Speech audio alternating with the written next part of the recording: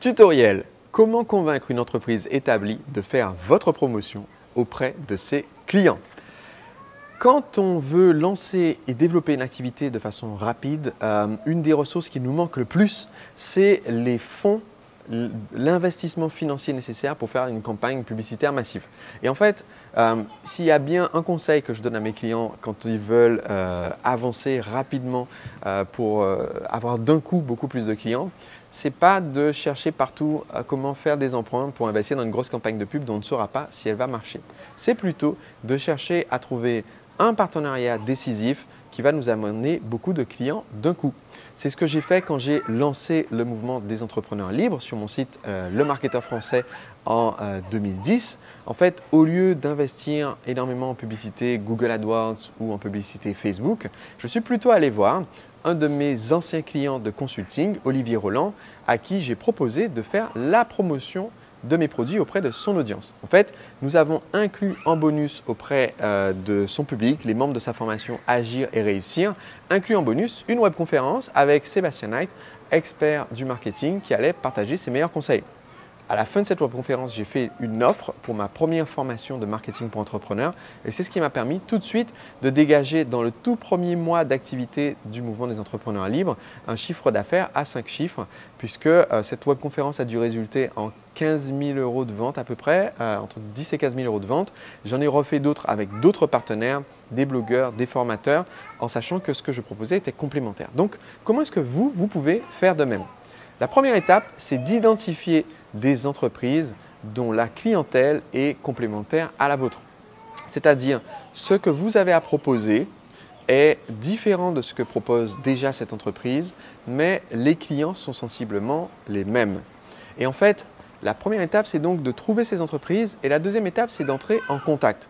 S'il s'agit d'activités sur Internet, une des meilleures façons de rentrer en contact, c'est d'utiliser leur blog ou chaîne YouTube ou compte Facebook ou Twitter ou Instagram et de laisser des commentaires intelligents et positifs sur les contenus que publie déjà cette entreprise.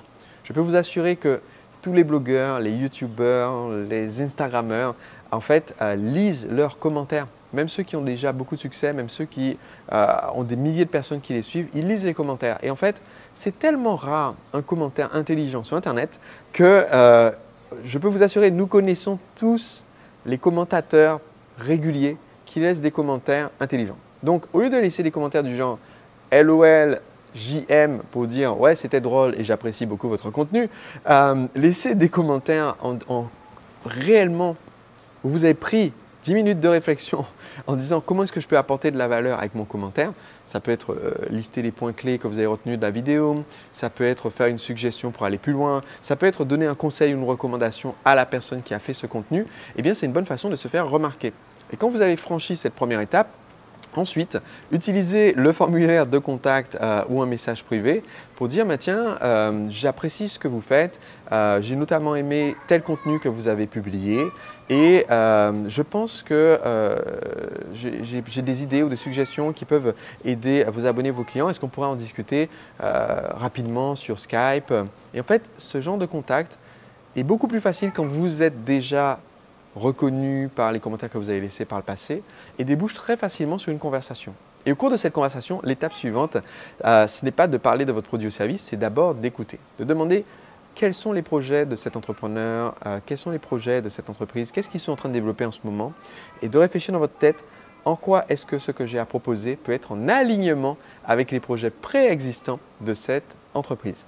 Et quand vous avez trouvé cette idée et que vous proposez, eh bien, c'est beaucoup plus facile de signer le partenariat. Si vous suivez ces étapes-là, eh bien, vous utilisez la même méthode qui m'a permis, quand j'ai lancé mon site lemarketeurfrançais.com en 2010, de passer de 0 partenaire à 100 partenaires en l'espace d'un trimestre, à 400 partenaires en l'espace de 5 mois et du coup de développer ma liste de prospects et de passer de 0 prospects à 10 000 prospects avec quasiment 0 investissement publicitaire, 100% en utilisant les audiences de personnes qui étaient déjà établies sur la même thématique. C'est aussi à votre portée en suivant les conseils de ce petit tutoriel.